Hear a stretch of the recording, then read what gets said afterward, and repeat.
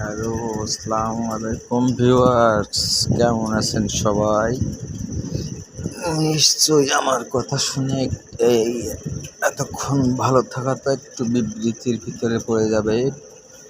তো আমি আমার এই বিব্রতিকর মুহূর্তের জন্য সবার কাছে অসংখ্যভাবে ক্ষমা প্রার্থনা করছি। ইসলামে যদি জায়েজ থাকতো তবে আমি বেশ কয়েকটা মমি বানাতাম। তার ভিতরে ইলিয়াস ভাইয়ের, পিনাকি দাদার, কানন ভাইয়ের, ডক্টর ইউনূসের যে শহীদগুলো হয়েছে, আমাদের আবু সাঈদ সহ যে শহীদগুলার আমাদের যেই বিগত দশকদের আমলে যেই ক্যাডেটগুলারে ছাঁটাই বাছাই করা হয়েছে, যেই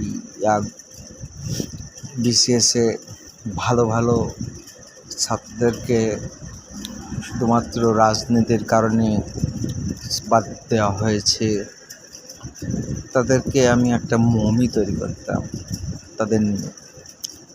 আপনারা কি জানেন বাংলাদেশের অবস্থা খুবই ভালো? উপদেষ্টা নাহিদ, আই স্যালুট হিম। এই সময় তার রাজপথ আসাটা খুবই জরুরি ছিল। আমার সাথে একমত হইতেও পারে, নাও পারে। এখনো পর্যন্ত কি জামাতের আমির একবারও কি নির্বাচন চাইছে? চায় না। এখনো পর্যন্ত কি নাহিদ ইসলাম নির্বাচন চাইছে? চায় না। সংস্কার 16 বছরের জঞ্জালকে 16 মিনিটে দূর করা সম্ভব ভাই?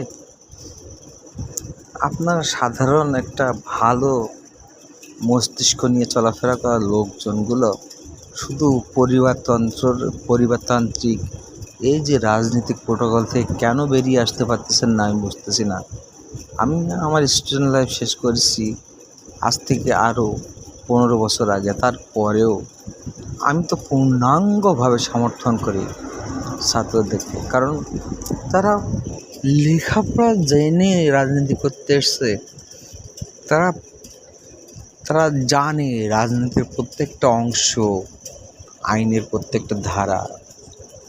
পিনাকি দাদার কাছে আপনি একটা প্রশ্ন ছুড়ে দেখেন, তিনি ঠিকই আপনাকে সেই 1847 সালের কাহিনী থেকে শুরু করে এখন এই 2025-এর কাহিনীও আপনারা ভালোভাবে বুঝাই দেবে। ডক্টর